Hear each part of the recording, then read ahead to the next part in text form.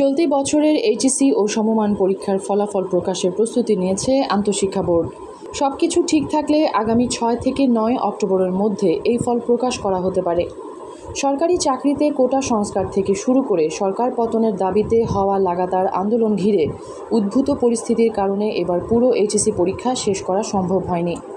13টি বিষয়ের মধ্যে কেবল 7টি পরীক্ষা নেওয়া সম্ভব হয়।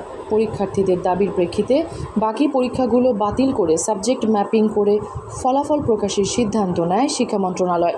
বিয়ানীবাজারে টিএনটি রোডে ইবনে আল মতিন টাওয়ারে রেডি ফ্ল্যাট ভাড়া দেওয়া হচ্ছে। শীতাতপ নিয়ন্ত্রিত কক্ষ, attach bathroom, kitchen, dining, lift, CCTV, বিশাল পার্কিং ও ছাদ সহ থাকছে শিশুদের জন্য বিনোদনের ব্যবস্থা।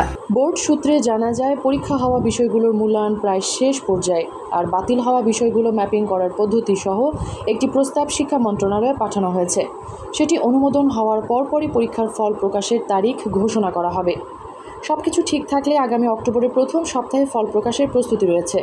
এই ব্যাপারে জানতে চাইলে আন্তঃশিক্ষা বোর্ডের সমন্বয়ক ও ঢাকা শিক্ষা বোর্ডের চেয়ারম্যান প্রফেসর তপন কুমার সরকার বলেন, আমি আগামী মাসের প্রথম সপ্তাহে এইচএসসি ফল প্রকাশের প্রস্তুতি গ্রহণ করেছি, তবে পুরোটাই নির্ভর করছে শিক্ষা মন্ত্রণালয়ের সিদ্ধান্তের ওপর। এবছর এইচএসসি পরীক্ষা শুরু হয়েছিল জুন মাসের 30 তারিখে।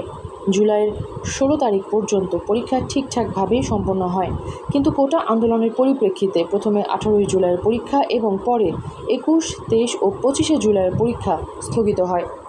মেহরুন বিনতে ফেরদৌস, এবিটিভি।